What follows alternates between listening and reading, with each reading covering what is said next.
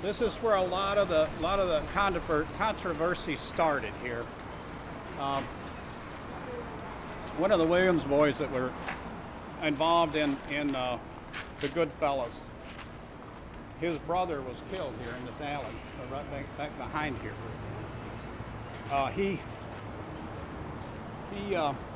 He was given a free walk by the cops. Said, "Get out of here, go walk," and they shot him in the back. Just literally murdered him because he was involved in the community. And so that's what got a lot of the young people, again, upset. That's when more and more people started joining in the Goodfellas and started organizing in the community, doing different things, getting together, playing music. But this was the point to where it all started, because they had finally had enough. You know, it just kept going, and they had enough. And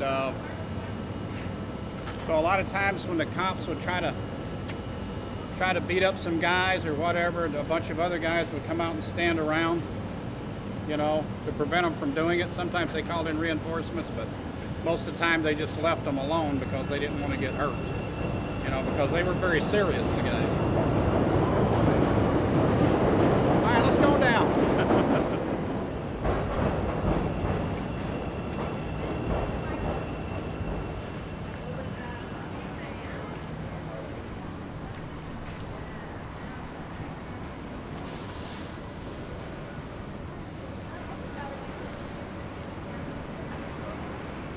Used to be the Goodfella Hall, and we'd open it up, sit around, play guitar. We had a band, and we would get people into the facility and find out what their problems were, you know, and then try to refer them and work on it from there.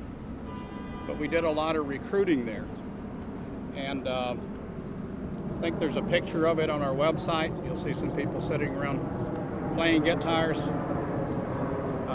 The Young Lords did essentially the same thing through dances and music, which is a way of getting people in, because at that time all you heard around here was country music. You know, you hardly ever heard any type of music in here. So this was pretty much our corner. This place over there on that corner used to be the lunch pail we hung around. Where that Sonic is over there now used to be a place, had several names. One of them was Shelley's, one of them was Bow Wow Hot Dogs, where we hung around all the time. Down there where the McDonald's is where they had the Voice of the People originally started. And they also had the Uptown Edgewater People's Mental Health Clinic, in which they organized. We helped organize, and so there's a lot of things going on here, a lot of police presence all over the place. There used to be an alley that went through there where they got me, took me into the alley and beat the hell out of me. I used to take guys down to the lake, handcuffed, beat them bloody, and then just leave them. So it was a brutal, sadistic police force at that time. They wanted us out of the neighborhood, and they knew they could do whatever they wanted. They've been reported as women reporting being raped by the police. I know personally that there were some cops that used some of the apartments around here to take prostitutes. They'd also try to force women in the neighborhood, you know, to have sex with them.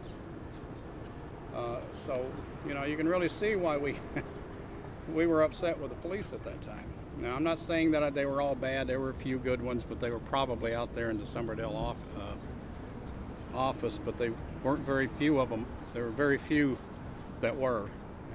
So there were very few nice ones around here. When I first got here, actually a police officer got me a job. I worked there for about 2 or 3 weeks. He came by with an FBI agent, tried to recruit me to be an informant. That's when I quit the job. So they were constantly trying to get us to be informants. Also, if you had more than 3 people, this would definitely be a gang. If you had 3 people or more standing around for any more than 15 minutes, you were a gang. They could come up and treat you as a gang. They could do whatever they wanted to. Many times they put us against the wall, they put us down on the ground. They'd take people into the police department, get them to confess to crimes they didn't commit. They'd open a phone book, put it over their head, and beat the phone book. And that can give you a concussion, and that can ruin your day. And so they would be getting people to confess, to crimes they didn't commit. And a lot of times what they would do, instead of arresting them, they would get them to go and do crimes for them. Now the Summerdale scandal, which happened in 1959, there were police officers who had burglars, and they would actually give orders to these burglars, and they would go out and fill their orders. And if they didn't, they would serve their warrants on them, take them to jail. And that's how a lot of them stayed out of jail. They could confiscate your car, they could take it in and do whatever they wanted to, and a lot of people's cars were confiscated. So they were just brutal. They would pick people up from this community and take them over into a black community that was known as a gang presence, strip them of all IDs, no money. They'd take people from the black communities and put them over here.